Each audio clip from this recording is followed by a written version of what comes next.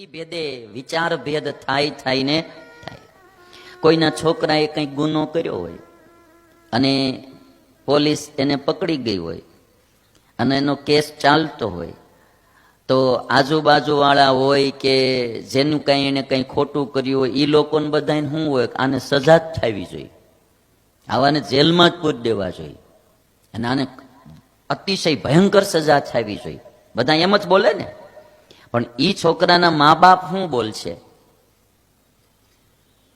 ઈ છોકરાના મા બાપ શું કહેશે? એ તો ભગવાનને પ્રાર્થના કરશે કે મારો છોકરો નિર્દોષ છૂટી જાય, અથવા તો જેલ પડવાની હોય તો એમ કહેશે કે હે ભગવાન અને ઓછી જેલ પડે કે ન પડે, એના મા બાપ એ જ પ્રાર્થના કરશે. તો હવે દ્રષ્ટિ કોની હાચી? બીજા ઓલા લોકોની હાચી કે આની હાચી? વિચાર આવે ને કે ભાઈ ઓલા હાચા કાં હાચા?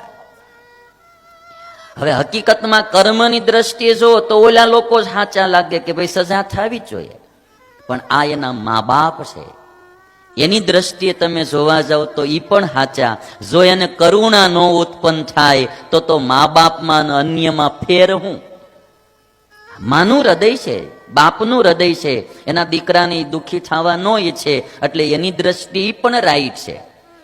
આપણને એમ લાગે કે ખોટું કરે છે, પણ જેથી આપણા દીકરાનું એવું કંઈક થાય તેથી આપણી વિચારધારા પણ એ જ હોય. એટલે એની દ્રષ્ટિએ ઈ હાચા છે, ઓલાની દ્રષ્ટિએ ઓલા હાચા છે. અમુક જગ્યાએ તો દ્રષ્ટિ ભેદથી આખી વાત ભેદાય જાતી હોય. બોલું એ કહેવાય છે ને કે બે મિત્રો નદી કિનારે ગયેલા અને એમાં નદીથી નાઈને આવતા હતા. એમાં આમ ઇંગ્લિશમાં 6 લખેલો, ઇંગ્લિશમાં આમ 6 લખેલો રેતીમાં. એક મિત્ર ઓલી બાજુ ઉભો ને એક આ બાજુ ઉભો. એટલે આ બાજુ ઉભો તો ને કે જો સરસ, અને બહુ આમ કાર્વિંગ કરેલું પેઇન્ટિંગ ટાઈપનું, બહુ વ્યવસ્થિત 6 આમ આખી ડિઝાઇન બનાવેલી. એટલે કે છે કે જો તો ખરા કેવું સરસ 6 દોરેલો છે એ કેમ. ઓલો પેલી બાજુ ઉભો હતો તે કે 6 નથી 9 છે એ કે. આવડવા કે 6 છે, ઓલો કે 9 છે કે. હવે તમે કોઈ ત્રીસો આવીને એમને પૂછવામાં આવે કે ભાઈ હું હાચો કા હાચો, તો તમે શું કયો લ્યો હાલો? તમને કોઈ પૂછે કે આ હાચો કોઈલો હાચો, તો બેય હાચા છે. કારણ કે ઓલો સામેને છેડે ઉભો છે એને 9 લાગે, અને આવડો આ બાજુ છેડે ઉભો એટલે એને 6 લાગે. જો આ બાજુ આવી જાય ને તો બેયને 6 લાગે, કાં બેયને 9 લાગે. ઘણી વાર આપણે પરિવારમાં બી આ પ્રશ્ન આવતો હોય. દીકરાની વહુ હોય ને એમ થયા કરતું હોય, બાઈ આમ ન કરવું જોઈએ, બાઈ આમ ન માંગવું જોઈએ, બાઈ હવે ખાવામાં ધ્યાન રાખવું જોઈએ, બાઈ આમ ન બોલવું જોઈએ, એવું બધું થયા કરતું દીકરાની વહુને. કારણ કે અટાણે વહુ છે, ઓલા સાસુબા છે. હવે આની આ ચીજ જયારે વહુ સાસુબાની જગ્યાએ આવી જશે, એને ત્યાં વહુ આવી જશે ને ત્યારે અમુક પોઈન્ટ એને તેદી સમજાય કે ના બા બરાબર તેદી કરતા હતા. હા આમ હોવું જોઈએ.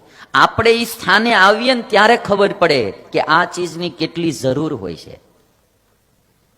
આપણે બધા એમ કહીએ કે નેતાઓએ આમ ન કરવું જોઈએ, નેતાએ તેમ ન કરવું જોઈએ, બરાબર ને? પણ આપણે અટાણે નેતા નથી, આપણે નેતા થઈ જાય એટલે એની હારે જ આવી જાય.